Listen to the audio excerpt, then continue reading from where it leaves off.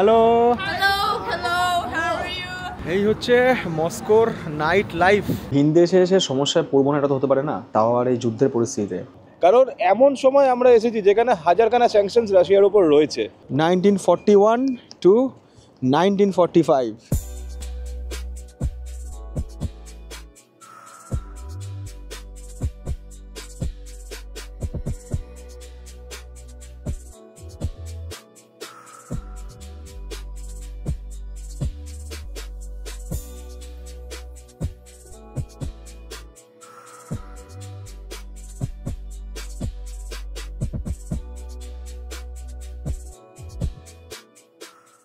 দেশ হোক কিংবা বিদেশ, যেখানে আমরা বেড়াতে যাই না কেন, অধিকাংশ ক্ষেত্রেই আমাদের একটা প্ল্যান থাকে। আমরা কোথায় থাকবো, কি দেখব, কি খাওয়া দাওয়া করব, কোথায় বা কেনাকাটা করব। রাশিয়া আসার আগে আমারও এরকমই কিছু একটা প্ল্যান ছিল। মস্কো শহর পৌঁছে সেখানে একটা রাত কাটিয়ে পরের দিন সকালে কোমর বেঁধে নেমে পড়ব মস্কো শহরের বিভিন্ন ট্যুরিস্ট স্পট এক্সপ্লোর করতে। এই নিয়ে 30 মিনিটের একটা ভিডিও বানাবো। তাতে বিভিন্ন জায়গা দেখানোর সঙ্গে সঙ্গেই সেটার সঙ্গে জড়িত ইতিহাস, ভূগোল, বিজ্ঞান চর্চার চর্বিত চর্বণে একদিনের ভ্রমণে মস্কো শহর, এইরকম কিছু একটা টাইটেল দিয়ে ভিডিও পাবলিশ করব। আর সেই সঙ্গে ইয়ং জেনারেশনকে সন্ধান দেব সেই জায়গার যারা রাশিয়ান লিখে আমার কমেন্ট সেকশন গোলাপি করে দিচ্ছে। কিন্তু নিয়তি হয়তো তার ব্যতিক্রমী নিয়ম নিয়ে আমাদের অপেক্ষা ছিল। যে অপেক্ষা শুরু কিংবা শেষ 4 মে 2024 সকালে মস্কো শহরে। 4 মে 2024, সময় দুপুর 1টা। আজকের গল্প শুরু করছি রাশিয়ার মস্কো শহর থেকে। উজবেকিস্তান থেকে কীভাবে রাশিয়া এলাম, ইমিগ্রেশনে কী অভিজ্ঞতা হয়েছিল, কীভাবে রাত 1টার সময় রাশিয়ার মেট্রো অ্যাক্সেস করলাম, কীভাবে হোটেল খুঁজে আলটিমেট হোটেলে এসে পৌঁছালাম সেই রাত্রেবেলায়, এই নিয়ে বিস্তারিত আলোচনা এর আগের পর্বে করে দিয়েছি। আজকে আমরা আমাদের হোটেলটা চেঞ্জ করব, নতুন একটা হোটেলে যাব এবং এই একই সাথে মস্কোর আশেপাশে যে সমস্ত দর্শনীয় স্থান আছে সেগুলো দেখব। আর এই মুহূর্তে মস্কো শহরের টেম্পারেচার হচ্ছে 11 ডিগ্রি। ঠান্ডা তো রয়েছে, সেই সঙ্গে দিচ্ছে হাওয়া। আগের দিন রাতে মস্কো শহর পৌঁছে যে হোটেলে ছিলাম সেই হোটেলের চেক আউট টাইম ছিল আজ বেলা 12টার সময়। সুতরাং আমাদের হোটেল ছাড়তে হলো। আমরা যে হোটেলে ছিলাম সেখান থেকে রেড স্কোয়ার খুব বেশি দূরে নয়, বাট তবু না হোটেলটাকে চেঞ্জ করব, কারণ হোটেলটা একটু ঘরটা ছোট ছিল। এবার যে হোটেলটা বুক করেছি সেটাও যে খুব হাইফাই হোটেল তা নয়, মানে আমার একটাই টার্গেট যে যতটা কম বাজেটে আর কি বিদেশ ভ্রমণ হয়। মস্কো শহরের রাস্তায় পা রেখে আমাদের প্রথমেই যে সমস্যাটার সম্মুখীন হতে হলো, এবারে রাশিয়া উজবেকিস্তান দুটো ট্রিপে এসে একটা অভিজ্ঞতা হচ্ছে, এখানে কিন্তু কেউ ইংরেজি বলতে পারে না, ইংরেজি না বলতে পারে না বুঝতে পারে।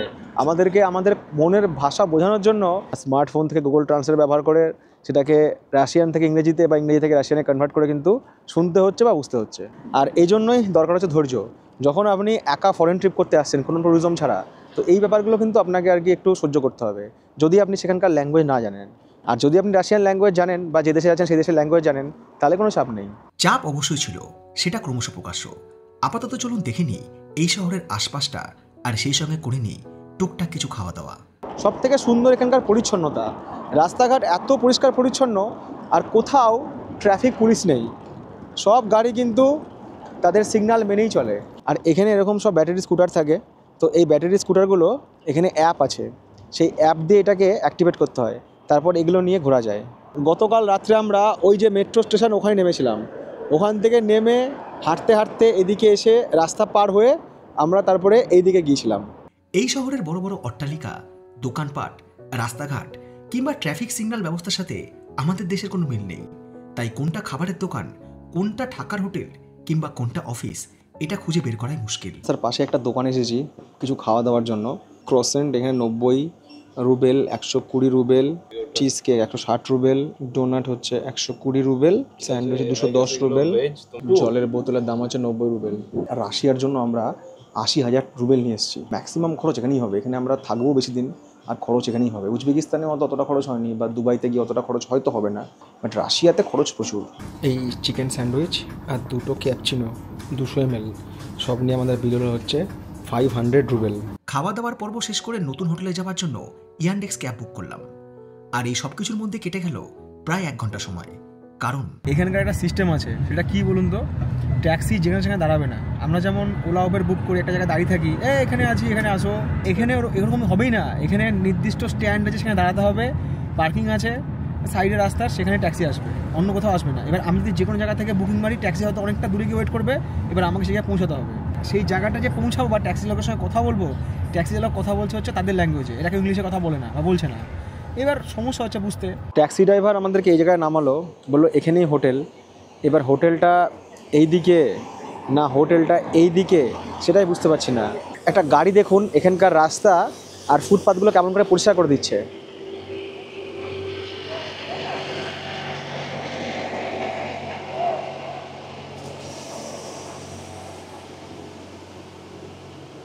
ঠিক ট্রাম দেখতে বা ট্রামে চড়ার জন্য নয়, আমরা তখন রাস্তা রাস্তায় ঘুরছি আমাদের আসল ঠিকানা খোঁজার জন্য। এক্সকিউজ মি বলে চলতি পথচারীকে দাঁড় করিয়ে আমরা তাদের কাছ থেকে ঠিকানা বোঝার চেষ্টা করছি ঠিকই, কিন্তু তাদের ব্যস্ততার কাছে আমাদের প্রচেষ্টা বারবারই ব্যর্থ হচ্ছে। অতএব প্রয়োজন ছিল কোনো একটা জায়গায় বসে মাথা ঠান্ডা করে চিন্তা ভাবনা করার। ভিন দেশে এসে সমস্যায় পড়বো না, এটা তো হতে পারে না, তাও আর এই যুদ্ধের পরিস্থিতিতে। আমরা ট্যাক্সি করে একচুয়াল হোটেলে যাচ্ছিলাম, আমি বললাম যে হোটেল চেঞ্জ করেছি। তো ট্যাক্সি চালক আমাদের যেখানে নামিয়েছে সেখানে হোটেল আমরা খুঁজে পাচ্ছি না। আমরা এদিক ওদিক রাস্তায় ঘুরে বেড়াচ্ছি, ও চলে যাচ্ছে একদিকে, চলে যাচ্ছে একদিকে, আর সাথে ব্যাগও আছে, অসুবিধা হচ্ছে। দু একজন লোক যেটা বলছে, যেহেতু যুদ্ধকালীন পরিস্থিতি তো ওই জন্য এখানকার মানে নিরাপত্তার জন্য এক্স্যাক্ট লোকেশন বার হচ্ছে না। মানে আমি হয়তো বললাম নেভিগেশনটা বন্ধ, যে আমি হয়তো হেঁটে হেঁটে যাবো বা গাড়ি করে যাবো, নেভিগেশনটা কাজ করছে না। এবার আমরা এদিক ওদিক ঘুরছি, তারপর দেখলাম যে এভাবে কানা অন্ধের মতো ঘুরে লাভ নেই। একটা রাস্তার ধারে দোকান আছে, পিজার দোকান, কিছু খেতে তো হবে, এখানে তার ভাত ডালের হোটেলে পাবো না। পিজার দোকানে এসে পিজা অর্ডার দিলাম, আর এর সাথে কথা বললাম যে এখানে এই হোটেলটা কোথায় আছে। তো পিজার লোকটা বললো ঠিক আছে, আমি আপনাকে হোটেলে পৌঁছে দেবো। আলটিমেট এইসব করতে গিয়ে আমাদের আরও 2 ঘন্টা সময় নষ্ট হলো। এইসব কথা শুনতে শুনতে একটা প্রশ্ন আপনাদের মনে আসতেই পারে যে আমরা কেন আগের থেকে লোকেশন সিলেক্ট করে হোটেল বুকিং করে আসিনি। উত্তরে বলবো, ভারতবর্ষে থাকাকালীন কোনো হোটেল বুকিং অ্যাপ থেকেই রাশিয়ার কোনো হোটেল বুক করা যাচ্ছিল না, আর সেই কারণে রাশিয়াতে পৌঁছে লোকাল ওয়েবসাইট থেকে অনলাইনে হোটেল বুক করতে হয়েছে। ইউএস বা ইউকের প্রায় সব রকম ব্র্যান্ড বন্ধ হয়ে যাওয়ার কারণে রাশিয়াতে পিজা থেকে কোলা সবকিছু নিজেদের প্রোডাকশনে তৈরি করে বিক্রি করছে। পিজা জিনিসটা আমার খুব পছন্দ নয়, বাট খেতে হবে এখানে। সব নিয়ে এখানে বিল হচ্ছে 973 রুবেল। যখন লকডাউনে ঘুরতাম না, লকডাউনে কাশ্মীর গেছিলাম, সাউথ ইন্ডিয়া গেছিলাম, ঠিক লকডাউনের মতো সব কিছু থেকেও কিছুই নাই, সব জায়গায় কোনো না কোনো রেস্ট্রিকশন। এখানকার সময় হচ্ছে এখন বিকাল 4:30, সূর্যের যে অবস্থান মনে হচ্ছে বেলা 12টা বাজে। তো আমরা যেখানে পিজা খেলাম সেই রেস্টুরেন্টে দাদা ও খাওয়া দাওয়া করছিল, আমরা ডিস্টার্ব করিনি, কারণ আপনি খেয়ে নিন, আমাদের তারা নেই, খাওয়ার সময় ওকে ডিস্টার্ব করা উচিত নয়। ওই দাদা আমাদের কাছে পথ দেখে নিয়ে যাচ্ছে। যারা ফটোগ্রাফি করতে ভালোবাসে না, বিশেষ করে ল্যান্ডস্কেপ বা বিল্ডিংয়ের ফটোগ্রাফি, তাদের জন্য রোম, গ্রিস, রাশিয়া, ইতালি এই জায়গাগুলো বেস্ট। তোমরা যারা বলো যে পৃথিবীতে 3 ভাগ জল আর 1 ভাগ টোটো, ভাবো আমাদের ওখানে টোটো আছে বলে এই হাঁটার কষ্ট করতে হয় না। বাট এখানে না আছে টোটো, না আছে অটো, ব্যাগ নিয়ে শুধু এদিক ওদিক ছোট। ট্যাক্সি নামিয়েছিল অন্য একটা দিকে, সেখান দিয়ে ভেতর ভেতর রাস্তা ছিল, বাট আমরা সেটা কী করে বুঝবো? আমরা কানার মতো এদিক ওদিক ঘুরছি। এইরকম গলি এখানে দুটো রাস্তায় কানেক্ট করেছে। এই দেখুন, এই হচ্ছে হোটেল। ভাই কি করে বুঝবো এখানে কি হোটেল? আমাদের ওখানে যেমন বড় বড় বাইরে সাইনবোর্ড থাকে, এইটুকু দেখে কি বোঝা যাবে এটা হোটেল? ওই পিৎজা দোকানের মালিক এতটাই ভালো যে আমাদেরকে হোস্টেলে পৌঁছে দেওয়ার সঙ্গে সঙ্গে এই হোস্টেলের যে ওনার, তার সঙ্গে ওদের ভাষায় আলাপ পরিচিতিও করে দিল। আমাদের রুম হচ্ছে এখানে 6 নম্বর। আগের হোটেলটা তাও মানে বড় ঘর ছিল। বড় ঘর ছিল? হ্যাঁ, তা এটা থেকে তোমার মনে হচ্ছে ওটা বড় ঘর ছিল? বড় ঘর ছিল না, বাদিকে ওয়াশরুম, ওখানে কি আছে? কিচ্ছু না, ওখানে ব্যাগ রাখার জায়গা। ওই রুমটা তো অনেক বড় ছিল। তা আমরা তো খাটে আটবই না, এই 2 জন মানুষ। 1 দশক সংসার করে বইয়ের মন বসেনি, ফিল্টারের আশীর্বাদে ফেসবুকে আলাপ হওয়া বান্ধবীর সাথে প্রথম ডেটিংয়ে তার ফেস চিনিনি, আর ওয়েবসাইটে ছবি দেখে হোটেল রুমের সাইজ সত্যি বুঝিনি, যেখানে সাইজ অলওয়েজ ম্যাটার। তো মাথা পাছা সবই খোলা মনে হচ্ছে। ফোন আর মন দুটোই চার্জ রাখা দরকার। আমরা যে হোটেল কাম হোস্টেলে আছি না, এখানে তো ওয়াইফাই ফ্রি, আর ওয়াইফাই স্পিডও দারুণ, আর সেই সঙ্গে এখানে ওয়াশিং মেশিনও আছে। কেউ যদি মনে করে ড্রেস আর কি কাচবে, সেটাও সে করতে পারবে। এখানে কিন্তু কিচেনও রয়েছে, তো যদি আপনারা মনে করেন রেডি টু ইট ফুড নিয়ে এসে এখানে আর কি রান্না করে নিতে পারবেন। এখানে গরম জলও আছে, রাইস কুকার টাইপেরই মনে হচ্ছে এটাও আছে। এখানে মাইক্রোওভেন সব জায়গাতেই কমন, মানে খাবার নিয়ে এসে কিন্তু খাবার গরম করে খাওয়া যাবে। এছাড়াও এখানে নানা রকমের চা আছে, ফ্রিজও রয়েছে। যদি আপনারা মনে করেন যে কোনো একটা খাবার এনে হয়তো ফ্রিজে রাখলেন, সেটা রাখতে পারবেন। ফরেন কান্ট্রিতে এসে এটা কিন্তু খুব কমন যে যেখানে আমরা থাকছি সেখানে কিন্তু কিচেন ইউজ করা যায়। এখানে বাসন কোসনও সব আছে, ডাস্টবিনও রয়েছে। শুধু একটা এরকম রান্না করে দেওয়ার মানুষের সঙ্গে নাই, তো কে ভাই আমাকে একটু রান্না বান্না করে দেবে, তাকে ভাই সঙ্গে আমি ট্রিপে নিয়ে আসবো। পাসপোর্টটা শুধু তার, বাকি সব কিছু আমার। স্নান করার জায়গা, শাওয়ার রুম, পরিষ্কার পরিচ্ছন্ন, শাওয়ারও রয়েছে, হ্যান্ড শাওয়ার রয়েছে, গরম জলের ব্যবস্থা রয়েছে, আর এদিকে বেসিন রয়েছে, 2টো টয়লেট রয়েছে। থাকা কিংবা খাওয়া এই দুটো ব্যবস্থা হয়ে যাওয়ার পর এবারে পড়ে থাকে বেড়াতে যাওয়া। তবে মস্কো সিটি ট্যুর বলতে যেগুলো সবাই জানে, like Red Square, Kremlin, Saint Basil's Cathedral, Bolshoi Theatre, Tretyakov Gallery, এগুলোকে নেক্সট কিউইতে রেখে ইয়ান্ডেক্স ক্যাব নিয়ে আমরা রওনা দিলাম এমন একটা জায়গার উদ্দেশ্যে যেটা চট করে কেউ কভার করে না, কিংবা মস্কোর সাইড সিন নিকলে এক কথায় আসেও না। মস্কোর ইসকন মন্দির দর্শন করে নিই। এমনি তো আমাদের নদিয়া জেলার তো মায়াপুরের ইসকন বিখ্যাত, এখানে করবো। আবার যখন আমরা আবুধাবি যাবো, আবুধাবি থেকেও করবো স্বামীনারায়ণ মন্দির। এত বড় শহর, এত গাড়ি চলছে, আমি কোথাও দেখলাম না যে কোনো জায়গায় সিগন্যালে লম্বা জ্যাম। যেখানে ট্রাফিক সিগন্যাল রয়েছে সেখানে গাড়ি খানিকক্ষণ দাঁড়াচ্ছে, সঙ্গে সঙ্গে গাড়ি সিগন্যাল ছেড়ে দিচ্ছে। আর এখনো অবধি কোনো ট্রাফিক সিগন্যালে আমি একটা ট্রাফিক পুলিশও দেখিনি, সব অটোমেটিক, সব কিছু। জানি না আমার এই কথার সাথে কতজন সহমত হবেন। কোনো একটা দেশের ডেভেলপমেন্ট শুধুমাত্র সরকারের উপরই নয়, নির্ভর করে সেই আমজনতার উপরে যারা সিস্টেমের অন্যতম অংশ। রাশিয়া এত বড় জনসংখ্যার দেশ হওয়া সত্ত্বেও এত পরিষ্কার পরিচ্ছন্ন কিংবা ওয়েল মেনটেন। এখানে রাস্তার ধারে রাখা ডাস্টবিনে আলাদা করে লিখে রাখতে হয়নি আমাকে ব্যবহার করুন। প্ল্যাটফর্মে বোর্ড ঝোলাতে হয়নি যে নোংরা ফেললে জরিমানা হবে। বিদেশ বেড়ানো আমার কাছে বিলাসিতা নয়, বিদেশ বেড়ানো আমার কাছে একটা শিক্ষা যে কি করে পরিবেশকে সুন্দর রাখা যায়। রাশিয়ার আগামী পর্বগুলোতে এই ব্যাপারগুলো হয়তো আপনাদের কাছে অনেকটাই পরিষ্কার হয়ে যাবে। আমরা যে ইয়ান্ডেক্স ট্যাক্সি করে ঘুরছি, কোথাও ভাড়া হচ্ছে হয়তো 610 টাকা, কোথাও 605 টাকা, কিংবা কোথাও 508 টাকা। 200 টাকা নিচ্ছে না। ধরুন 608 টাকা হলো, 600 দিচ্ছি, বেশ দাঁড়ান 8 টাকা দিচ্ছি, লাগবে না। কোথাও খুচরো টাকাটা, এক্সট্রা যে টাকাটা সেরকম নিচ্ছে না। আমাদের ওখানে ট্যাক্সিতে উঠলেই একটু রাত হয়ে গেলে কত দেবেন, কত দেখাচ্ছে, পছন্দ না হলে যাব না।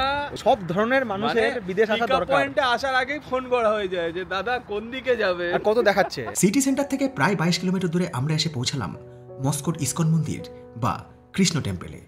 এই হচ্ছে মন্দিরের প্রবেশের রাস্তা। বাইরে থেকে বোঝা মুশকিল যেটা একটা মন্দির। নদিয়ার মায়াপুরের ইসকন মন্দির আপনারা কম বেশি অনেকেই দেখে নিয়েছেন। আজ দেখে নিন মস্কোর ইসকন মন্দির। মন্দিরে প্রবেশ করার পর এইটা বুঝতে আমাদের খানিকক্ষণ সময় লাগলো যে কিভাবে আমরা দর্শন করব। এইদিকে রয়েছে কাউন্টার, যে কাউন্টারে আমরা আমাদের ব্যাগ এবং জ্যাকেট রেখে দিলাম। ওনারা টোকেন দিল। এইদিকে এরকম ঠান্ডা জল, গরম জল সব কিছুর ব্যবস্থা রয়েছে। এখানে একটা রিসেপশনও রয়েছে। আর জুতো রাখার ঘরটা হচ্ছে এইদিকে। আর ভক্তরা যে চটি ছেড়ে দিচ্ছে, এই ইসকনে যারা সেবক আছেন তারা সেগুলো নিয়ে আমরা গুছিয়ে রাখছেন। এই হচ্ছে মন্দির যাওয়ার রাস্তা। মানে এইখানে সব কিছু আন্ডারগ্রাউন্ড। এখানে শপিং মল, সব মন্দির, সব কিছু আন্ডারগ্রাউন্ডে। বাইরে থেকে বোঝার উপায় নাই যেখানে একটা মন্দির আছে। И вторая заповедь – отвязаться от мамы. Полюбить Кришну, не любить маму. И он еще, конечно, любит говорить, что... ওখানে গৌরনীতাই রয়েছে, ভক্তরা কিছু পাঠ শুনছে। ভাষা তো রাশিয়ান, বুঝতে পারছি না। এখানে সব ইসকনের বিভিন্ন বই বিক্রি হচ্ছে। У меня, конечно, сердце разорвалось. И тут я в чате не прочитал, прослушал небольшое послание Амбариш Махараджа. Поэтому এখানে он উপরে вместе с нами, নিচে সব вместе с ভক্তরা нами, বসে রয়েছে। он присутствует в своих наставлениях. ভিন দেশে এসে হঠাৎ মনটা ভালো হয়ে গেল যখন জগন্নাথ দর্শন করলাম। কত শত মাইল দূরে এসে এই এক অন্যরকম পাওয়া। এই মন্দিরের এক সেবায়েত আমাদের মন্দিরের ভেতরটা ঘুরিয়ে দেখালো, আর সেই জায়গাটাও দেখালো যেখানে ঠাকুরের ভোগ রান্না করা হচ্ছে। এই ইসকন মন্দিরে না বিকেল 6টা থেকে প্রসাদ দেওয়া হয়। এখন 4টে বাজে, আরও 2 ঘন্টা আমাদের তাহলে এখানে ওয়েট করতে হবে। কিন্তু সময়টা হচ্ছে যে আমাদের কাছে সময় বড় কম আছে, আমাদেরকে আরও অনেক জায়গায় যেতে হবে। এই ইসকন মন্দিরের সঙ্গে একটি রেস্তোরাঁ রয়েছে যেখানে বিভিন্ন খাবারের সঙ্গে বিক্রি হচ্ছে ইন্ডিয়ান ফুড। এরকম করে যাবে, যা যা লাগবে নিয়ে নিতে হবে। ইন্ডিয়ান সামোসা, পটাটোস, আলু, ভেজিটেবল। হ্যাঁ, তাহলে দুটো রাইস নিচ্ছি। নাও 5 দিন পরে ভাতের দেখা পেয়েছি এখানে এসে। ভাত, ডাল, সবজি। এটা আদা চা সোয়াবিনকে গুঁড়ো করে এরকম আর কি একটা পকোড়া টাইপের বানিয়েছে। আর এই যে ভদ্রলোক আর ভদ্রমহিলা বসে আছেন, ওনারা ভারতীয়, এখানে থাকেন। তো ওনাদের সাথে এখানে এসে পরিচয় হলো। ওনারাই আর কি আমাদেরকে মানে আর কি খাওয়ালেন যাকে বলে। চা, ডাল, সবজি সব কিছু নিয়ে বিল হলো হচ্ছে 1160 রুবেল, মানে প্রায় 1000 টাকা, প্রায় 1000 টাকা। ডালের মধ্যে হিং। চলো একটু ভাত আর ডাল ট্রাই করি এখানে এসে। ডালটার টেস্ট আমি বলবো কীরকম, ট্রেনে যে আমরা জার্নি করি এসি ফার্স্টে যেরকম ডাল খাই তার থেকে কিছুটা উন্নত মানের ডাল, ডালের স্বাদের কথা বলছি আমি। গতকাল রাত থেকে ওয়েদার খারাপ হয়েছিল, আজকে দুপুর থেকে ওয়েদার খারাপ, আর সেই সঙ্গে ঝোড়ো হাওয়া, বৃষ্টি পড়ছে আর ঠান্ডা, মারাত্মক ঠান্ডা। ইসকন মন্দির থেকে আমরা যাব হচ্ছে মস্কো সিটিতে। এর আগে যে আমরা মস্কো ঘুরলাম সেখানে আমরা যে সমস্ত বিল্ডিং অট্টালিকা দেখেছি সব হচ্ছে সোভিয়েত জামানার বা ওই স্টাইলের। মস্কো সিটি হচ্ছে মস্কোর আধুনিক শহর। মানে আধুনিক শহর বলতে আমরা যা বুঝি সেখানে যেরকম বিল্ডিংস থাকে, বা বড় বড় শপিং মল থাকে বা যা যা ফেসিলিটি থাকে সেই মস্কো সিটি, সেটা আমাদের এখান থেকে মেট্রো করে যেতে হবে 2-3টে স্টপেজ। কিন্তু বৃষ্টি টিপ টিপ করে পড়া শুরু হয়ে গেছে। আরে ওর বয়ফ্রেন্ড আছে ভাই, ওইভাবে ইমপ্রেস হবে না। ইসকন মন্দিরের নিয়ারেস্ট মেট্রো স্টেশন হচ্ছে এই পোলজালেস্কায়া, আর এই মেট্রো স্টেশন থেকে মেট্রো নিয়ে আমরা যাব হচ্ছে 2-3টে স্টেশনের পরে মস্কো সিটি। একটা রাইডের জন্য 65 টাকা, আর একদিনের রাইডের জন্য হচ্ছে 315 টাকা, আর 3 দিনের জন্য হচ্ছে 600 টাকা। মেট্রোতে রাইড করার জন্য সব মেট্রো স্টেশনেই টিকিট ভেন্ডিং মেশিন রয়েছে, কিন্তু টিকিট কাউন্টার সব স্টেশনে নেই। সঙ্গে খুচরো নোট রাখতে হবে, 50 টাকা, 100 টাকা, 200 টাকা, 500 টাকা সব নোট রাখতে হবে। মানে সেই নোট এখানে দেওয়ার পরে টিকিটটাও বেরিয়ে আসে, সেই সঙ্গে খুচরো যে টাকা সেটাও বেরিয়ে আসে। এই যে 65 টাকার টিকিটটা কাটলাম না, আমি যে কোনো কানেক্টিং মেট্রো ধরতে পারবো, সে স্টেশন যত দূরই হোক, বাট এটা কিন্তু একবার ইউজ করা যাবে। একটা রাইডের জন্য 65 রুবেল, ডে পাস হচ্ছে 315 রুবেল, আর 3 দিনের জন্য 600 রুবেল। ওটা নিয়ে নিলে আমি 3 দিনে যত খুশি আর কি ঘুরতে পারবো। এই মেট্রো স্টেশনটা খুব সুন্দর, উপরেও রয়েছে নিচেও রয়েছে।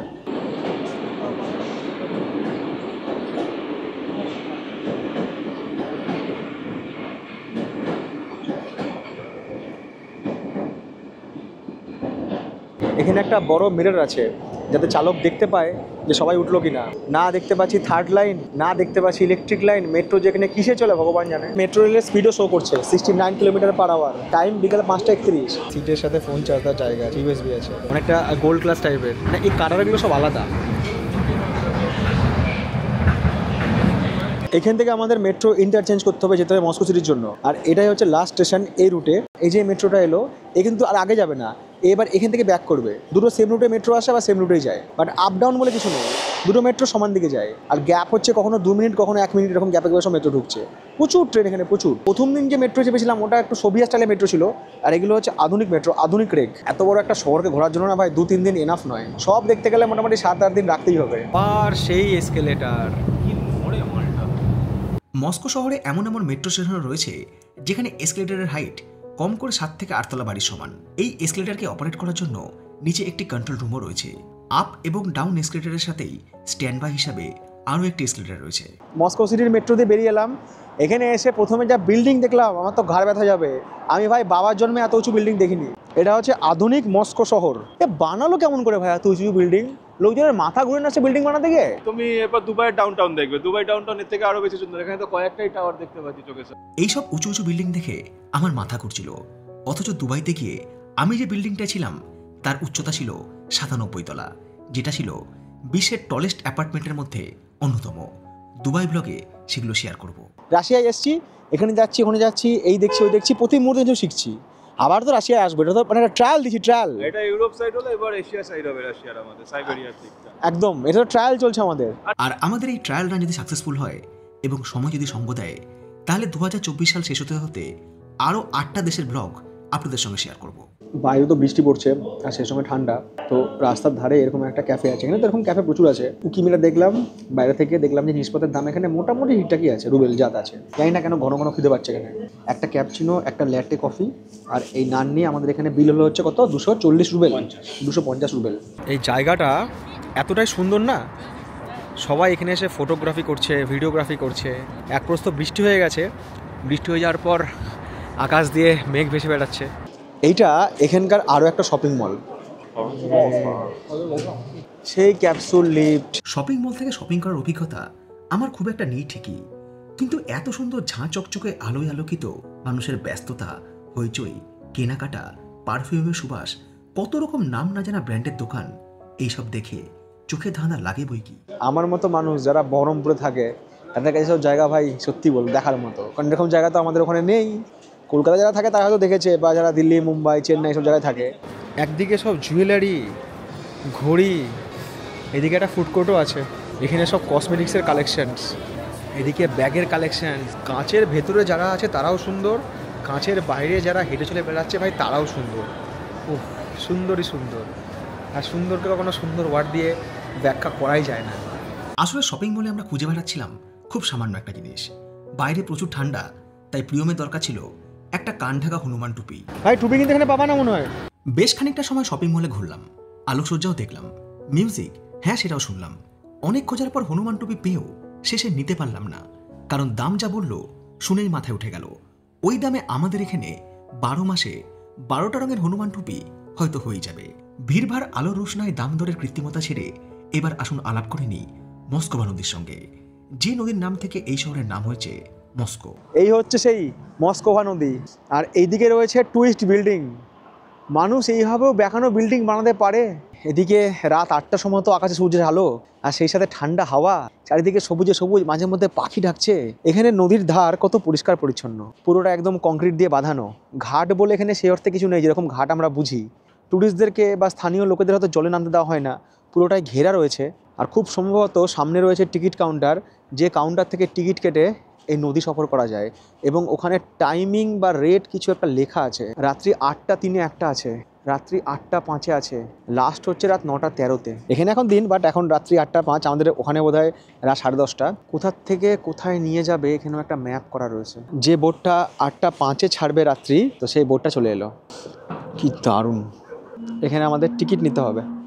এখান থেকে বোটে করে আমরা যাব কিয়েভস্কি স্টেশন। যে ডিরেকশনে ট্রেন যায়, মানে আমরা কাজান যাব, কাজানের ট্রেন ছাড়ে কাজানস্কি স্টেশন থেকে, ঠিক আছে। এবার কিয়েভ, ইউক্রেনের ক্যাপিটাল কিয়েভ, কিয়েভ যাওয়ার ট্রেন ছাড়তো কিন্তু আগে কিয়েভস্কি স্টেশন থেকে, ঠিক আছে। এরকমই বিভিন্ন জায়গার যেখানে যায়, মানে ট্রেনটা গন্তব্য যেখানে, সেই জায়গার নাম অনুযায়ী কিন্তু এখানকার ভক্সালের নাম হয়, মানে স্টেশনের নাম হয়। সেন্ট পিটার্সবার্গ যাওয়ার ট্রেনের স্টেশন হচ্ছে লেনিনগ্রেডস্কি বা এরকম কিছু, এরকমভাবে কিন্তু এখানে স্টেশনের নামকরণ হয় একরকমভাবে। সেন্ট পিটার্সবার্গ নামটা যদি শোনা শোনা লাগে, তাহলে বলবো সেই জায়গা তো আমরা যাবো। এই ফেরি পার করতে গেলে কার্ড ছাড়া হবে না। আর আমাদের কাছে যে কার্ড আছে, ইন্ডিয়ান কার্ড, আমি আগেও বলেছিলাম, এখানে কিন্তু কোনো ইন্ডিয়ান কার্ড কাজ করছে না। ভিসা, ডেবিট, ক্রেডিট কিছু কাজ করছে না। আমরা যেহেতু বাইরে থেকে এসেছি, তো বললাম যে আমাদের এই বোট সফর করার খুব ইচ্ছা আছে। তো বললো যে ঠিক আছে, আপনারা ক্যাশ দিয়ে দিন, আমরা কার্ডে পে করে দেবো। তো এখানে আমরা রাশিয়ান রুবেল পে করবো।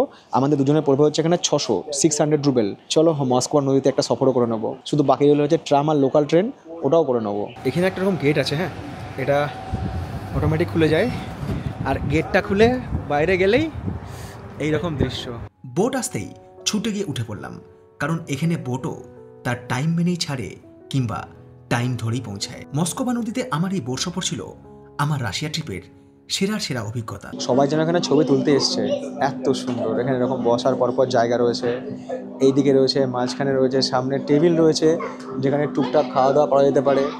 এদিকে পানীয় জলের ব্যবস্থা রয়েছে। অনেকে এইরকম জায়গাতে আর কি বসে আছেন, এরকম জায়গাতে বসে নদীর সৌন্দর্য উপভোগ করছেন। এখানে বোট কিন্তু একদম টাইমে চলে। তো টাইম হলো আর বোট কিন্তু ছেড়ে দিল। আর এখানে ডিসপ্লেতে শো করছে আমরা কোথায় যাব, আমাদের ডেস্টিনেশন। ফাইনালি মস্কোভা নদীতে এই বোট সফরটাও করে নেওয়ার ছিল, করে ফেললাম। একটা শহরকে খুব সুন্দরভাবে দেখার জন্য হয়তো নদীর পথটা ব্যবহার করা খুব দরকারি। রাশিয়াতে ট্রেনের দরজায় কিংবা বোটের কিনারায় দাঁড়ানো যায় না, নিয়ম মেনেই চলতে হয়। তো আমরা বাইরে দাঁড়িয়ে ভিডিও শ্যুট করছিলাম, বললো নো ভেতরে চলে আসুন, তো ভেতরে চলে এলাম। আর ওই ওপরে যে ব্রিজটা রয়েছে না, ওটা হচ্ছে এখানকার লাউঞ্জ ব্রিজ। এবার সেই ব্রিজটা আমাদের বোট পার করে এলো। এত সুন্দর লাগছে বলে বোঝানোর মতো নয়। বিশেষ করে বিল্ডিংগুলো, এই যে সামনে যে বিল্ডিংগুলো, তার পেছনেও কিন্তু অনেক বিল্ডিং রয়েছে। তো এগুলো কিন্তু এখান থেকে ভীষণ স্পষ্ট। আর আকাশে মেঘ, আজকে এমনিতে বৃষ্টি হয়েছে, কখনো মেঘ কখনো বৃষ্টি। আর এই সন্ধেবেলাতে যখন আলোগুলো জ্বলে গিয়েছে না, তখন এই যাত্রাপথ আরও সুন্দর। ট্র্যাভেল উইথ কৌশিক পরিবারের লাখো দর্শকের ভাবনার প্রতিফলন আজ এই নদীপথ ধরে। আর ভাবনাকে ভাষা রূপ দিতে একটা গান তো যোগ করতেই হয়, যাতে এই মুহূর্তগুলো কোনোদিন পুরনো না হয়। আমার চোখে তো সকলই শোভন, সকলই নবীন, সকলই বিমল, সুনীল আকাশ, শ্যামল কানন, বিষাদ যোছনা, কুসুম কোমল, সকলই আমার মতো।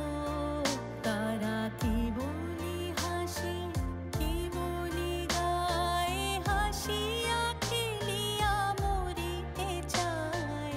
না জানে বেদন, না জানে রোদন, না জানে সাধের যাতনা যত।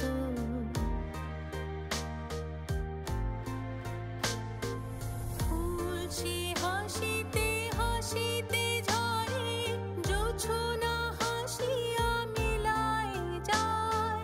হাসিতে হাসিতে আলোক সাগরে, আকাশের তারাতে আগে গায়। আমার মতো সুখী কে আছে, আয় সুখী আয় আমার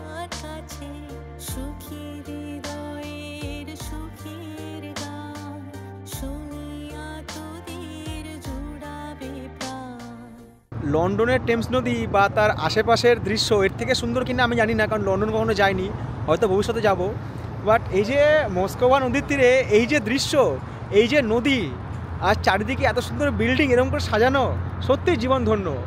এই যে লাইটগুলো চেঞ্জ হচ্ছে নদীর ধারে, তার রিফ্লেকশন জলে এসে পড়ছে।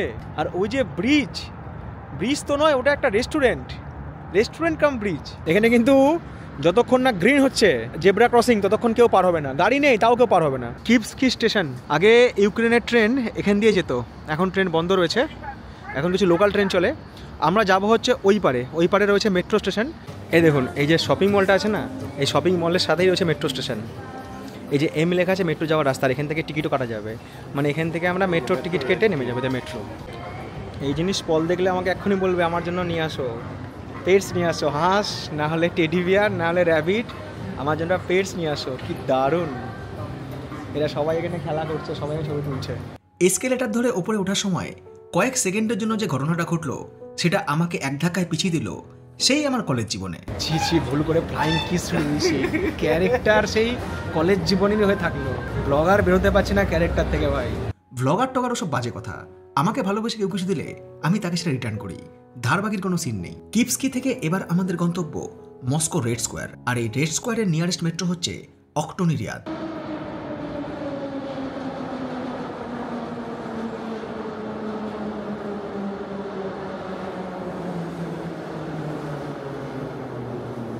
এটা হচ্ছে ওই রিয়াদ স্টেশন, আর এখানে নেমে আমাদের বেরোতে হবে গেট নাম্বার 6 দিয়ে। সব ভাই খুঁজে বের করতে হচ্ছে। আর এই স্টেশনটাই হচ্ছে রেড স্কোয়ারের সব থেকে নিয়ারেস্ট মেট্রো স্টেশন, 6 নম্বর এক্সিট। শুধু রেড স্কোয়ার নয়, রেড স্কোয়ারের আশেপাশে যে সমস্ত আর কি যা আছে আর কি ট্যুরিস্ট অ্যাট্রাকশন পয়েন্ট, সব কিন্তু এখানেই আছে। ওরে বাবা, মেট্রোতে সাইকেলে যাবে নাকি? মেট্রোতে ফুড ডেলিভারি হবে? এটা ফুড ডেলিভারি সাইকেল। এখানে তো ভাই বিন্দাস ব্লগ বানাচ্ছি, ছবি তুলছি, ফটোশ্যুট করছি মেট্রো স্টেশনে, রেলওয়ে স্টেশনে, নিরাপত্তা রক্ষী দেখছি, কোথাও কোনো প্রবলেম নাই। অথচ এখানে এখন সবথেকে বেশি প্রবলেম চলছে, বাট তাও ট্যুরিস্টদের ক্ষেত্রে কোনো প্রবলেম নাই। একদম চলে গেছে আন্ডারপাসের রাস্তা। 6 নম্বর গেট দিয়ে বেরিয়ে রেড স্কোয়ার হচ্ছে 600 মিটার। মেট্রো থেকে বেরিয়েই এরকম view. Okhotny Ryad metro station থেকে বেরিয়ে রয়েছে মস্কোর মেন টুরিস্ট অ্যাট্রাকশন পয়েন্ট, যেমন Red Square, Saint Basil's Cathedral, Moscow Kremlin, Bolshoi Theatre, Marshal Zhukov monument. সব থেকে ভালো বিষয়, এই প্রত্যেকটা টুরিস্ট অ্যাট্রাকশন পয়েন্ট এক অপরের সাথে ওয়াকিং ডিস্টেন্সে কানেক্টেড, আর খুব কাছেই রয়েছে মস্কোভা নদী। রাশিয়ার মস্কো বলতে কিন্তু সবাই এই জায়গাটাই বোঝে। এখন এখানে টেম্পারেচার হচ্ছে 11 ডিগ্রি, জাস্ট এরকম পতাকার মাঝখান দিয়ে রাস্তা, ওইদিকে সব সোভিয়েত যুগের বিল্ডিং। এই যে ঝর্ণার জল বেরিয়ে আসছে তার রিফ্লেকশন হচ্ছে এখানে। আমরা জানি যে এই সময়টা কিন্তু কাশ্মীরে টিউলিপ ফুল ফোটে, এখানে টিউলিপ ফুল ফুটে রয়েছে। সবাই ইচ্ছে আমাদের ছবি তুলছে, ফুল স্পর্শ করছে, সমস্ত রকম ফুল এখানে রয়েছে। এই সন্ধেবেলায় এই জায়গাতে এসে ট্যুরিস্টরা কিন্তু একটু অন্যরকম সৌন্দর্য উপভোগ করছে। এই আমার ছবি তুলে দে, এই এখানে লাফালাফি, মশলা মুড়ি ঘুগনির দোকান, এই সেই হ্যানা ত্যানা, চিৎকার, কোথায় গান বাজছে ভোজপুরি গান, কোথায় রিলস চলছে। এখানে এরকম কিচ্ছু নেই। এখানে সবাই খুব ভালো মুহূর্ত কাটাচ্ছে। যারা ট্যুরিস্টরা এসছে তারা বেঞ্চে বসে আছে, কেউ কারো হাতে হাত রেখে খুব স্লোলি কথা বলছে। এখানে সব থেকে বেশি চিৎকার মনে হচ্ছে আমি করছি, মানে এই জায়গাটা নিজেকে প্রচণ্ড অভদ্র মনে হচ্ছে, যেহেতু আমাকে ব্লগিংয়ের জন্য জোরে কথা বলতে হচ্ছে, নাহলে মাইক্রোফোন কথা ক্যাচ করবে না, কারণ প্রচুর হাওয়া দিচ্ছে। অনুভূতির জায়গা, যেখানে আমরা এসে একটা সন্ধ্যা জায়গাটাকে ফিল করব, জায়গাটায় বসবো, কত স্মৃতি কত ইতিহাস জড়িয়ে রয়েছে জায়গার সাথে। আর এখানে কেউ চিৎকার করে কথাও বলে না, সবাই খুব স্লোলি, শুধু মাঝে মধ্যে হাই স্পিড গাড়ির আওয়াজ শোনা যাচ্ছে, আর এই যে ফাউন্টেন বা ঝর্ণার জলের শব্দ শোনা যাচ্ছে। সবাই এখানে বসে কিন্তু খুব সুন্দর এই সন্ধে বা আজকের সন্ধেটা উপভোগ করছে। এগুলো কবির ভাষায় ব্যাখ্যা করার মতো আমার মতো সাধারণ মানুষের ভাষায় নয়। 1941 to 1945, 1941 to 1945 দ্বিতীয় বিশ্বযুদ্ধ, মিত্রশক্তি বনাম অক্ষশক্তি। জাপানের হিরোশিমা নাগাসাকিতে নিউক্লিয়ার অ্যাটাকের পর জার্মানির আত্মসমর্পণ 9 মে 1945। সেই দিনটাই সোভিয়েত ইউনিয়নের ভিক্টরি ডে, অর্থাৎ যুদ্ধ বিজয় দিবস। আজ 4 মে। ঠিক সেই কারণে নিশ্চিত নিরাপত্তায় মুড়ে ফেলা হয়েছে এই রেড স্কোয়ার চত্বরকে। 9 মের আগে পর্যন্ত এই রেড স্কোয়ারের আশেপাশে কোনো ট্যুরিস্ট অ্যালাউ নয়। এমন সময় আমরা এসেছি যেখানে হাজারখানা স্যাংশনস রাশিয়ার উপর রয়েছে। ল্যাঙ্গুয়েজ প্রবলেম, ল্যাঙ্গুয়েজ ব্যারিয়ার একটা রয়েছে, গুগল ম্যাপ কাজ করছে না। ইন্ডিয়ার বাইরে গেলে সবার আগে আমরা যার উপর নির্ভরশীল সেটা হলো গুগল ম্যাপ। গুগল ম্যাপ যদি কাজ করা বন্ধ করে দেয় সেখানে বিগ ইস্যু, প্রচণ্ড বড় প্রবলেম। তারপরেও আমরা ঘুরছি, টায়ার্ড হচ্ছি, খুব হেক্টিকভাবে ঘুরছি, কারণ একটা সময় কম। আমি চাকরিজীবী, আমি আর দাদার মতো ব্লগার নই। এখানে একটা আন্ডারগ্রাউন্ড শপিং মল আছে, চলুন একটু দেখে আসি। উপরের দৃশ্য দেখালাম, বাট নিচে নেমে এসে এরকম একটা এত বড় shopping mall, jewellery, dress, perfume সব কিছুর কালেকশন। তাও এখানে মেকআপ করে, মেকআপের দোকান রয়েছে, এতগুলো মেকআপের দোকান। মেকআপ নিয়ে আমি কোনো কথা বলবো না ভাই, এমনিতে আমার ফিমেল ফলোয়ার্স মাত্র 23%, আমি ওটাকে 3% করতে চাই না। মেকআপ করা মেয়েদের জন্মত অধিকার। কেদারনাথ ট্রেক করেও আমি আমার বান্ধবীকে দেখেছি যে ওদিকে শিবের জটা, ওদিকে আমার বান্ধবীর মুখের ছটা, সুপের ছটা ভাই। আমি এইসব ব্যাপারে খুব খোলামেলা, মন খোলা। এখানে এরকম জ্যাকেটগুলোর দাম হচ্ছে 4000 রুবেল মতো।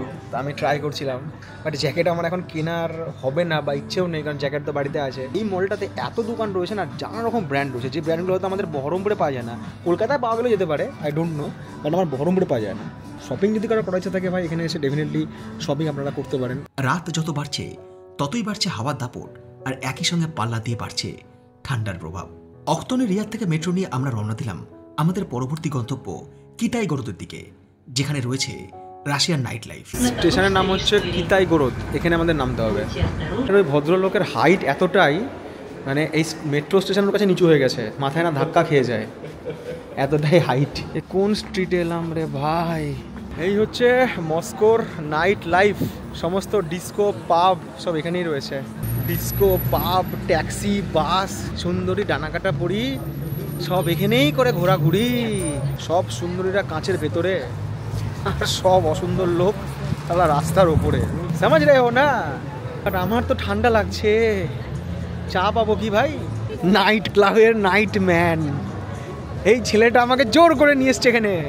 এই জায়গার পরিবেশ সম্পূর্ণ আলাদা। Oh, hi. Hello, Hello, hello. How are you? Have a nice night. সবাই দেখছি একে অপরকে জড়িয়ে ধরছে, সবাই দেখছি লাইফটাকে এনজয় করছে, আর ক্যামেরা হাতে ঘুরে বেড়াচ্ছে, কিছু বুঝতে পারছি না কারো ভাষা। রাত 12টা ভাই, শুরু হয়ে গেছে বৃষ্টি, 12টার বেশি এখন, মারাত্মক ঠান্ডা। আমরা এখান থেকে ক্যাব বুক করলাম, ফিরে যাব, কারণ ঠান্ডায় আর সহ্য হচ্ছে না। বাট এখানকার লোকজন ভাই বিন্দাস। এখানকার সিস্টেম খুব সুন্দর, নিজের ক্যালমা দেখাও, সুন্দরী পটাও, সরকারি চাকরি করো কিনা, রায় মার্টিনের প্রশ্নবিচিত্রা ফলো করেছো কিনা, বিবাহিত না প্রেমে আহত পুরুষ, হাতে আসে আইফোন না থার্ড হ্যান্ড ফোন, ওসব কেউ দেখবে না। বন্ধুত্বের বন্ধনে বর্ষি গেঁথে দিতে পারলেই এই রাত তোমার আমার। তবে পাটায়া সিটির মতো এখানে খুল্লাম খুল্লা কোনো কিছু নেই, যেখানে আছে সেটা নিয়ে অন্য কোনো পর্বে আলোচনা করব। বৃষ্টি ছাড়ছে না আর পিরিতি কমছে না। এ তো মনে হচ্ছে ট্যাক্সি খুঁজতে গিয়ে, ট্রান্সলেশন করতে গিয়ে নিজের বিয়ের সম্বন্ধ করে নেবে ভাই। আমাদের ট্যাক্সি কোথায় গিয়ে দাঁড়িয়ে আছে, এবার ফোন করেছে, স্বাভাবিকভাবে কথা বলতে পারছি না। তো এখানকার 2 ম্যাডাম ছিল, তাকে দেওয়ার প্রিয়ম বলাচ্ছি ট্যাক্সি কোথায়। সালা ট্যাক্সির কথা বলতে গিয়ে মনে হচ্ছে নিজের বিয়ের ট্যাক্সির কথাই বলে নিচ্ছে, কোথায় বিয়ে করতে যাবে। না, আমার একদম বিয়েটা হয়নি, আমি এখন সিঙ্গেল ছেলে। আমি ভাবছি কবে বিয়ের সানায় বাজাবো, ওই ভিউ দেখেই আমার বিয়ের খরচ তুলে নেব। যত ট্যাক্সিকে লেট করানো যায় আর ওই কোনায় বসে গল্প করা যায়। না না, এরকম কোনো ব্যাপার না। সিঙ্গেল ছেলে পিলে নিয়ে বিশাল জ্বালা ভাই। হাসপাতালের নাম, জন্ম সাল, ঠিকুজি, কুষ্টি, গ্রহ, নক্ষত্র, রাশি, ক্লাস 5-এর রোল নাম্বার কত ছিল, ইংরেজি কোন টিউশনি স্যারের কাছে পড়তে যেত, কোথায় কোন স্যারের টাকা মেরেছে, সব গল্প। ঠান্ডায় এই বৃষ্টি, সিঙ্গেল ছেলেপুলেরাই বুঝবে কষ্ট। বৃষ্টি কমলো না, এদিকে আশিকির সিন শুরু হয়ে গেল। আশিকি এইবার আমাদেরকে দেখে গাড়ি বোঝাতে বোঝাতে পাগল হয়ে ওটা ক্যান্সেল করে। আরে নারীকে তুমি গাড়ি বোঝাতে যেও না ভাই। রাত্রি 12:38 অবশ্যই ট্যাক্সি এলো, ট্যাক্সি একটু গিয়ে গিয়েছিল, বৃষ্টির মধ্যে ছুটতে ছুটতে গিয়ে ফাইনালি ট্যাক্সিতে উঠলাম। ভালো রকম বৃষ্টি হচ্ছে, কাল যদি সকালে এরকম বৃষ্টি হয় বেরোনো বিশাল চাপ হয়ে যাবে। আশা করি ঈশ্বর আমাদের প্রতি এতটা অবিচার করবে না। মস্কো শহরে কাটানো এই দিন কিংবা রাত আমার ভ্রমণ ডায়েরিতে চিরস্মরণীয় হয়ে থাকবে। পরের পর্বে আমরা যাব মস্কো থেকে কাজানের পথে।